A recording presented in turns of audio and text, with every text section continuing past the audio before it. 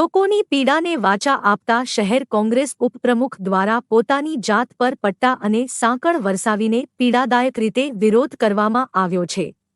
આમ કરવા પાછળનો ઉદ્દેશ્ય સ્માર્ટ વીજ મીટરને લઈને લોકોની પીડા ઉજાગર કરવાનો હોવાનું તેઓ જણાવી રહ્યા છે।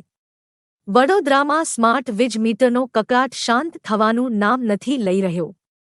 આજે હજારો લોકોને સ્માર્ટ વીજ મીટરને લઈને પડેલી મુશ્કેલીઓ સામે શહેર કોંગ્રેસના ઉપપ્રમુખ વિનોદ શાહ દ્વારા પીડાદાયક વિરોધ નોંધાવવામાં આવ્યો છે, જેને લઈને સૌ કોઈ વિચારતા થઈ ગયા છે।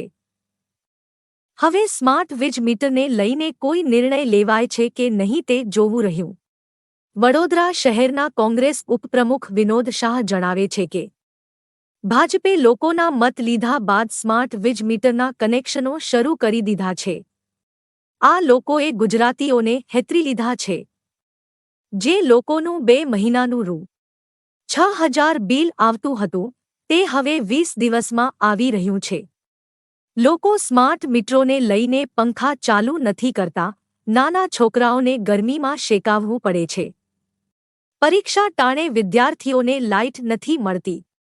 સ્માર્ટ મીટરો થકી ભાજપે સ્માર્ટ ચીટિંગ કરવાની પદ્ધતિ શોધી કાઢી છે।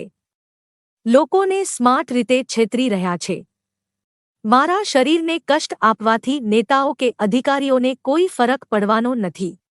જે દિવસે ગુજરાતની જનતા સમજી જશે કે આ લોકો ખિસ્સા ખંખેરી રહ્યા છે તો તેમની સત્તા નહીં રહે। સ્માર્ટ મીટરમાં સંડોવાયેલા તમામ જેલમાં જશે। માજલપુર ઇન્દ્ર કોમ્પ્લેક્સ પાસે સ્પંદન 4 રસ્તા અમરજોત શોપિંગ સેન્ટર। હું વિનોદ શાહ, પૂર્વ ઉપપ્રમુખ વડોદરા શહેર કોંગ્રેસ પાર્ટી। આજે સ્માર્ટ મીટરના વિરોધ કરવા માટે મેં મારા શરીર ઉપર પટ્ટા માર્યા, સાંકળો મારી અને પ્રજા અધિકારીઓને અને જે નેતાઓ છે એમને જગાડવા માટે મેં મારા શરીર ઉપર પટ્ટા માર્યા। અને મારે એમની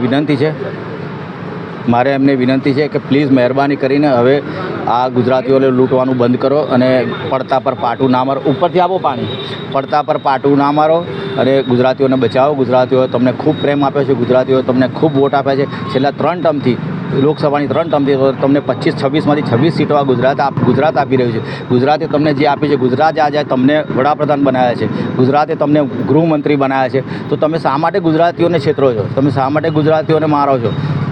તો હવે તમે શું ગુજરાતીઓને નમાલા સમજો છો? તમે એવું સમજો છો કે ગુજરાતીઓને આપણે જેટલું કષ્ટ આપીશું વેઠી લેશે, બધા સહન કરી લેશે? કેમ કે ગુજરાતીઓ તો દાળભાતિયાઓ છે, એમનામાં વિરોધ કરવાની કોઈ તાકાત જ નથી।